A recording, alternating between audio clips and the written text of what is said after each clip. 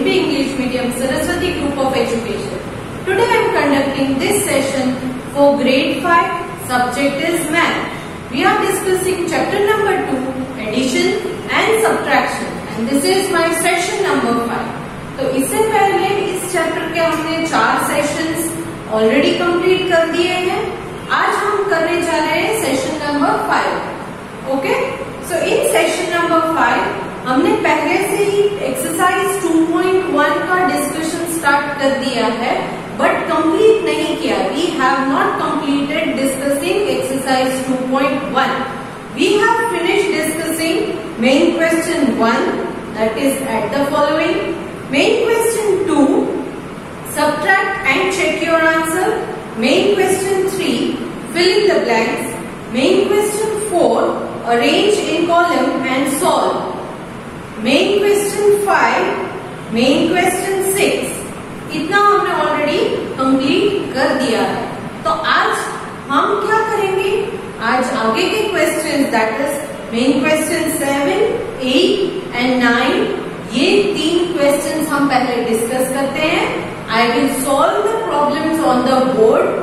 Side by side you will see the questions from your book. आपकी book में से आप जो क्वेश्चंस है वो देखते जाओगे, because I am not going to write the questions on the board. Okay? Board के ऊपर मैं क्वेश्चन नहीं लिखूंगी.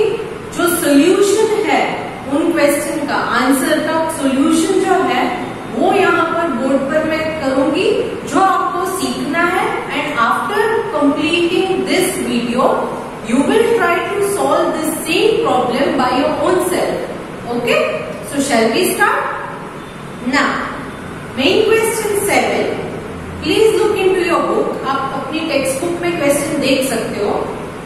The table given below gives the details of the amount spent in a year on 3 projects.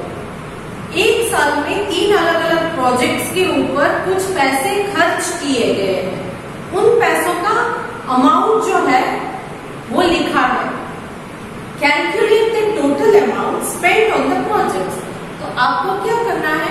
Total amount जो है कितना खर्चा हुआ ये फाइंड आउट करना है. ओके, तो दिमाग में आ गया होगा कि क्या करना है एग्जैक्टली. करेक्ट? तो अब मैं यहाँ पर करती हूँ. Okay, first name of the projects.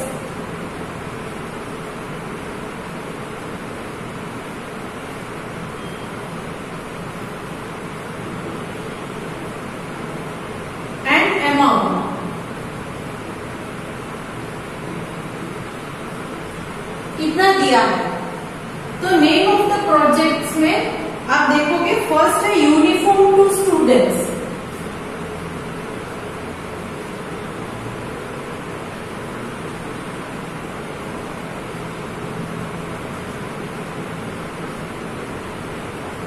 Uniform to students.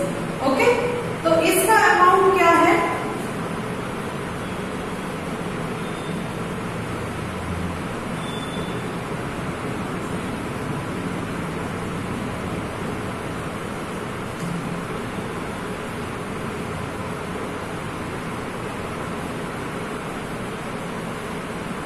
Okay, आपकी टेक्स्ट बुक में यही फिगर है, आप एक बार चेक कर ले. Next books.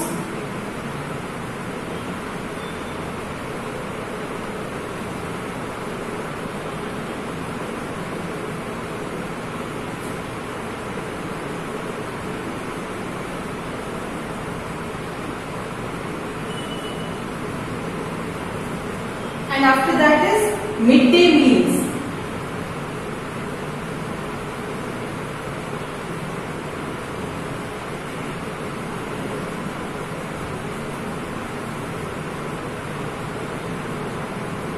Mid day meals का मतलब है जो स्कूल में मील्स खाना देते हैं ना, उसे मिड डे मील्स कहते हैं.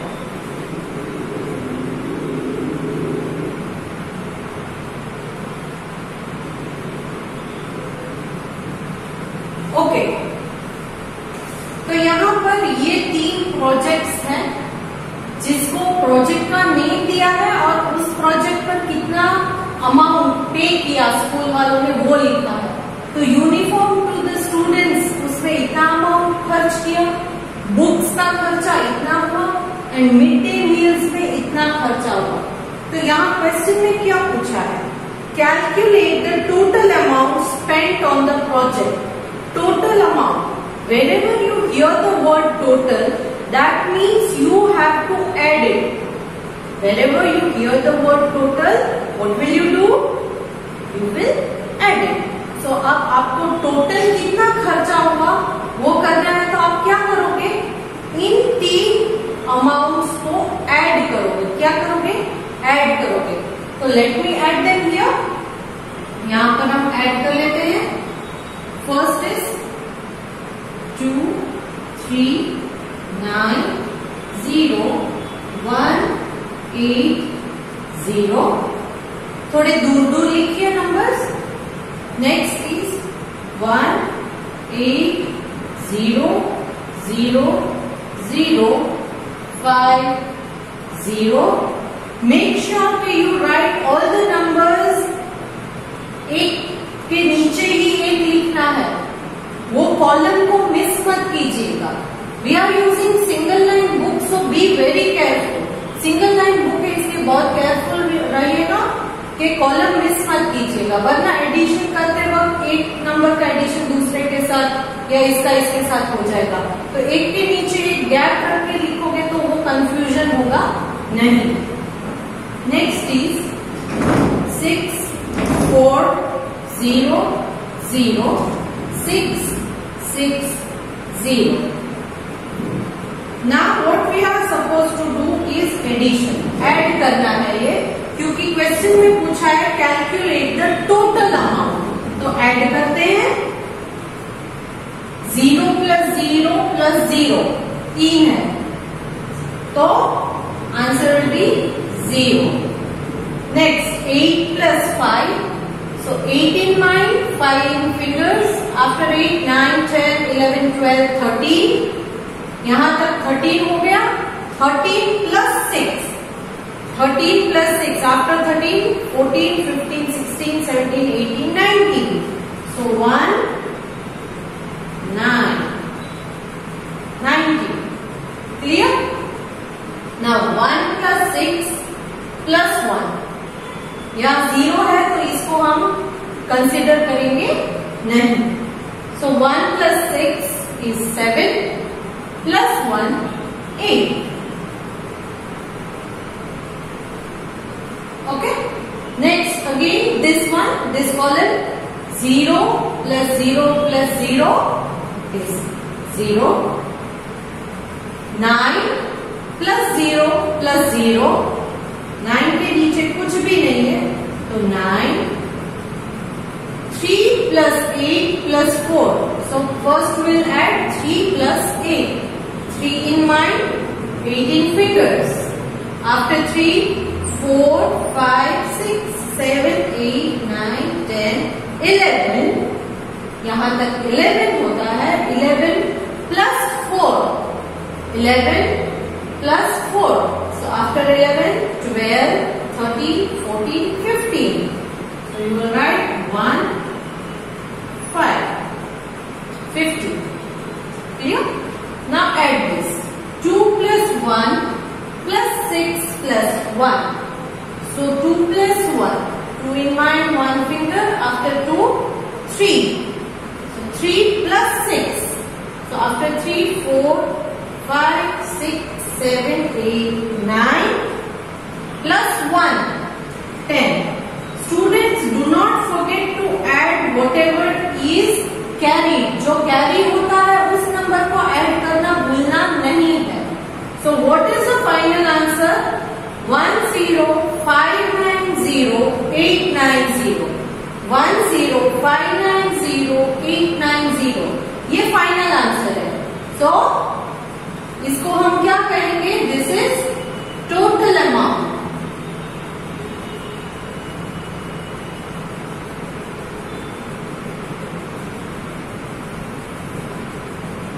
क्लियर? क्वेश्चन में यही पूछा था। Let me read the question. The table given below gives the detail of the amount spent in a year on three projects okay. Calculate the total amount spend on the project. तो ये calculation हमने किया कि total amount कितना spend हुआ हर project के ऊपर। तो इतना ही करना था इस क्वेश्चन में। मेन क्वेश्चन 7 में इतना ही करना था। I hope you have understood this.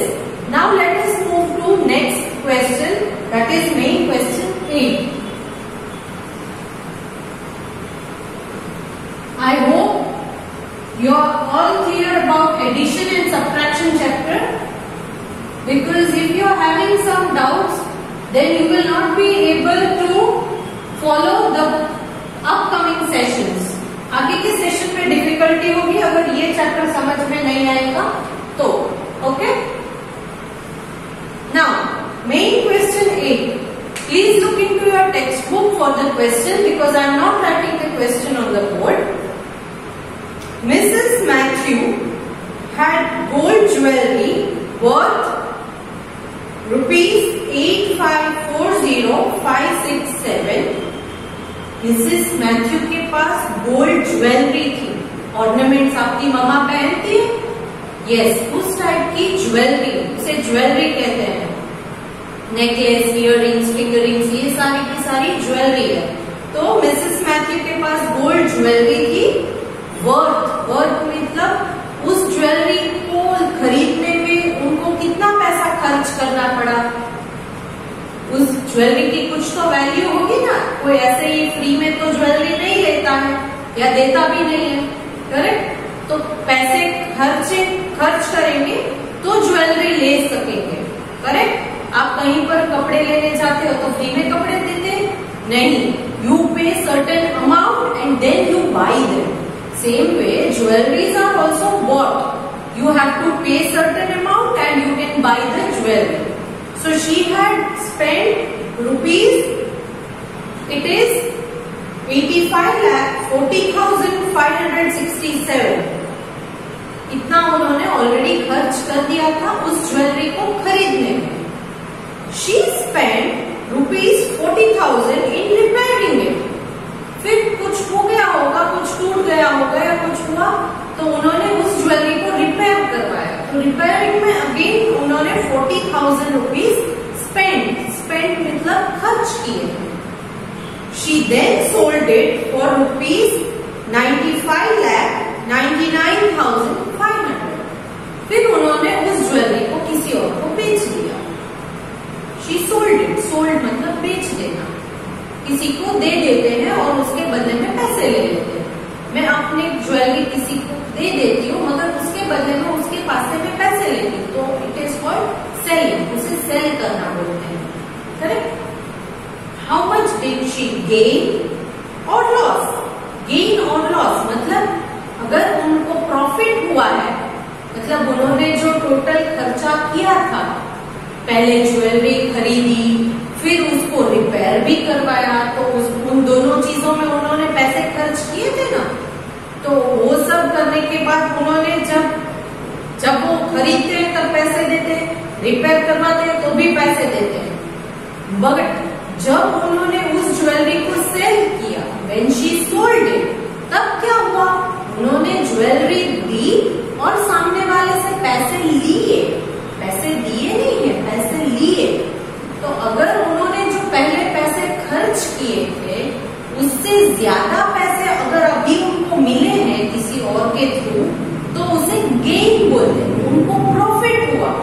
For example, अभी अगर मेरे पास ये मार्कर पेन है, ये मैंने फॉर एग्जाम्पल 20 रुपीज में ली है, और अगर किसी को ये मार्कर पेन चाहिए तो मैं ये दे देती हूँ, बट उनके पास से अगर मैं 20 की बजाय अगर 25 रुपीज लूंगी, if I tell them that you will have to pay me 25 rupees if you want this pen, तो तब क्या हुआ, तब गेन होता है, I will have profit, मुझे प्रॉफिट मिलेगा, I will gain, how much I will gain, 5 rupees।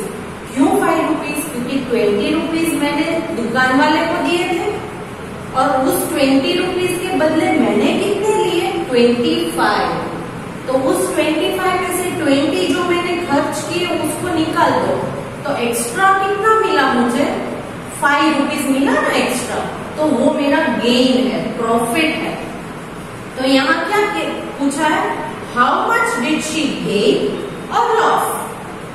शायद उनको गेन हुआ होगा, प्रॉफिट हुआ होगा, या शायद उनका लॉस हुआ होगा, नुकसान हुआ होगा। फॉर एग्जाम्पल यही वाला ले लेते, 20 रुपीज में मैंने ये दुकान से खरीदी मार्कर, और अगर मैं 18 रुपीज में किसी और को बेच दूं तो क्या होगा, मेरे 20 रुपीज गए, मगर सामने मुझे मिले कितने, सिर्फ 18 मिले, तो 2 रुपीज लेस मिले ना मुझे, तो ये 2 रुपीज का लॉस है, वो मेरा नुकसान होता है।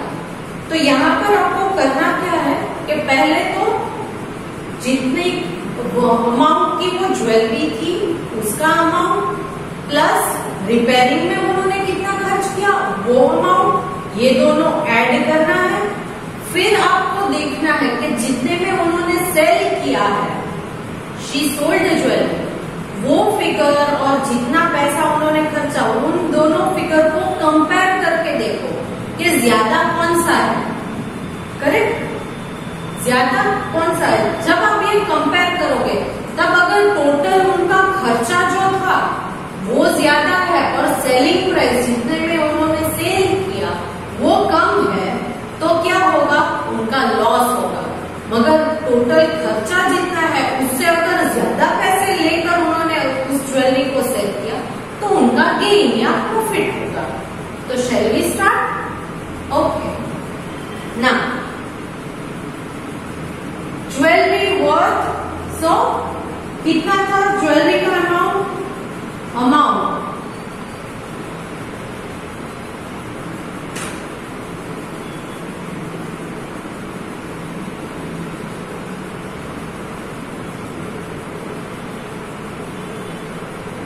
अमाउंट क्या था ज्वेलरी का, 8540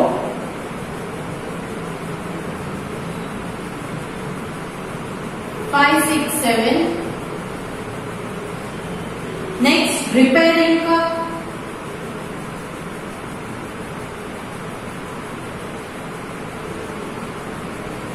रिपेयरिंग का खर्चा कितना हुआ, 40,000।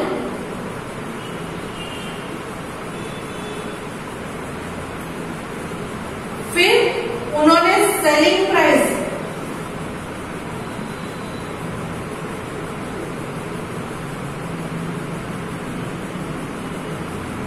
सेलिंग प्राइस कितना है, 95 लाख, 99,500। ओके, सो अब यहां पर क्या करना है, पहले टोटल अमाउंट ये दोनों को ऐड करके टोटल उन्होंने खर्चा कितना किया ये देख लेते हैं। तो first we will add those two, that is 8, 5, 4, let me write it this way, 8, 5, 4, 0, 5, 6, 7 plus repairing का कितना खर्चा आया, 40,000, तो यहां पर ऐड होगा 40,000। Clear? Now start adding. 7 plus 0 is 7. 6 plus 0 is 6. 5 plus 0 is 5. 0 plus 0 is 0. 4 plus 4. So 4 in mind, 4 fingers. After 4, 5, 6, 7, 8. यहाँ पर होगा 8, 5 and 8. So total cost price कितनी थी ज्वेलरी की, ये क्या है, ये है cost price of a jewellery.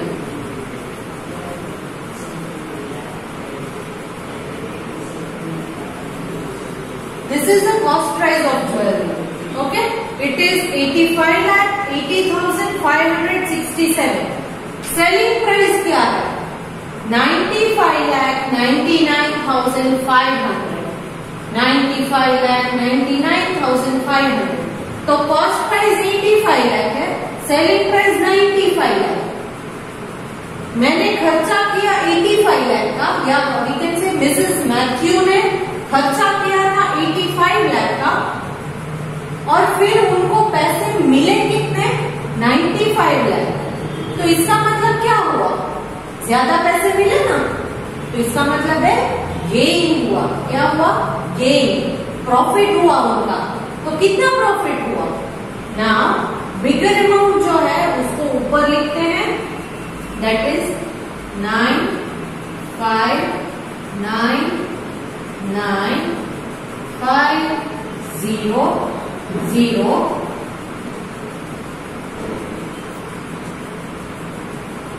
Minus उसमें से उन्होंने जो इतने पैसे उन्होंने लिए, करेक्ट, जब सेल की इस ज्वेलरी को सेल किया तब इतना पैसे लिए उन्होंने, मगर इतने पैसे में से ये अमाउंट आपको डिडक्ट करना पड़ेगा ना, माइनस करना पड़ेगा।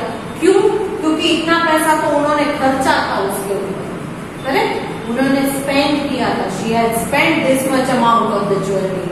So this is the selling price minus cost price, selling price minus cost price, total cost price क्या है 85 लाख, 80,567। तो ये हम माइनस करेंगे, 0 - 7 नॉट पॉसिबल, सो बोरोइंग करना है यहां से, यहां पर भी कुछ नहीं है तो यहां से, तो यहां से एक मैंने बोरो किया तो यहां हो गया 4, 10 में से एक यहां लिया तो यहां हो गया 9, सो 10 - 7, आफ्टर 7 8 9 10 3, 9 - 6, सो 6 को छोड़ के 7 8 9 3, 4 - 5 पॉसिबल है, 4 में से 5 निकल सकता है, नो, सो अगेन बोरो 1, यहां से यहां एक बोरो किया तो यहां हो जाएगा 8। नाउ 14 - 5, 5 को छोड़ दो, फिर 14 तक काउंट करना है, 6 7 8 9 10 11 12 13 14, कितने हुए 9, 8 - 0 8, 9 - 8, 9 में से 8 निकाल देंगे तो 1, 5 - 5, 5 में से 5 निकाल को गेन, दिस इज गेन, ये क्या है गेन, और you can say profit.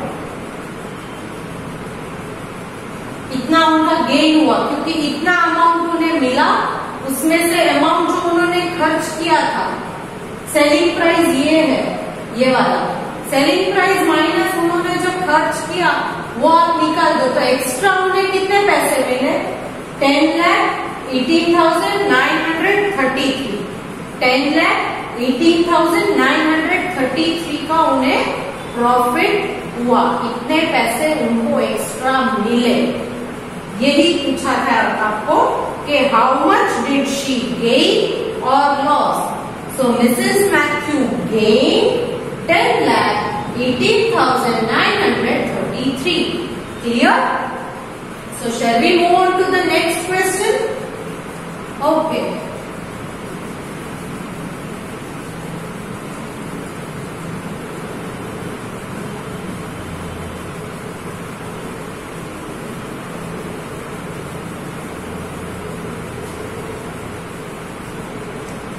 Next, question number 9, exercise 2.1, question number 9.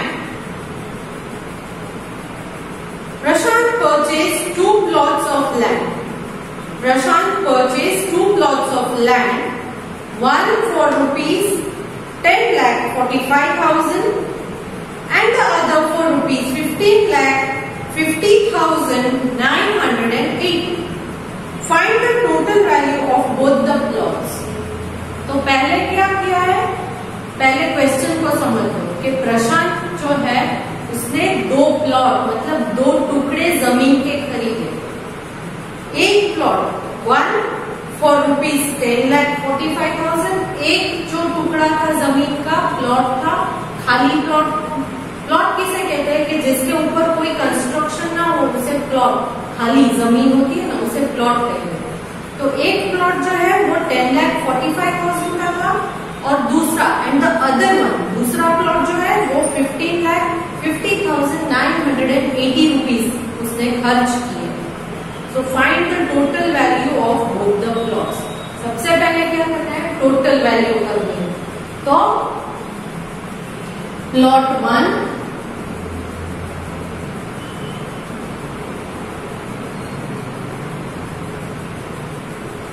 1 का क्या अमाउंट था, 10,45,000। Second plot that is plot 2, उसका क्या अमाउंट था, 15,50,980। Now find the total value. सबसे पहला point, find the total value. तो यहाँ क्या करेंगे, ऐड करेंगे। टोटल मतलब ऐड, मैंने बोला था ना। तो start adding, 0 + 0 0, 0 + 8 8, 0 + 9 9, 5 + 0 5, 4 + 5. So 4 in mind, 5 fingers after 4, 5 6 7 8 9. 0 + 5 5, 1 + 1 2. So ये क्या हुआ, it is total value. This is total value.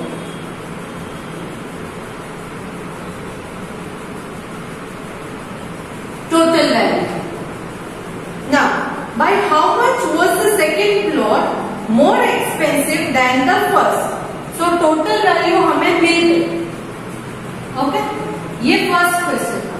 Second में उन्होंने ये पूछा है, by how much was second plot more expensive than the first. Second value first, second वाला plot first वाले प्लॉट से कितना ज्यादा महंगा है। हाउ मच मोर एक्सपेंसिव, कितना ज्यादा उन्होंने खर्च किया। आप देख सकते हो कि ये 10 लाख है, ये 15 लाख है, करेक्ट। आगे के फिगर भी आप देखो, बट इनिशियली ही आप देख सकते हो कि this has more value. Plot 2 ज्यादा वैल्यू का है, प्लॉट 1 कम वैल्यू का। तो कितना ज्यादा है ये पूछा है। तब हम क्या करेंगे, जो सेकेंड प्लॉट है दैट इज मोर वैल्यू, उसको ऊपर लिख के लेसर वैल्यू का जो है वो नीचे लिख के उसे सबट्रैक्ट करेंगे, तो उसका डिफरेंस जो है वो हमें पता चल जाएगा। So shall we start now. 15 lakh 50,980 minus 10 lakh 45,000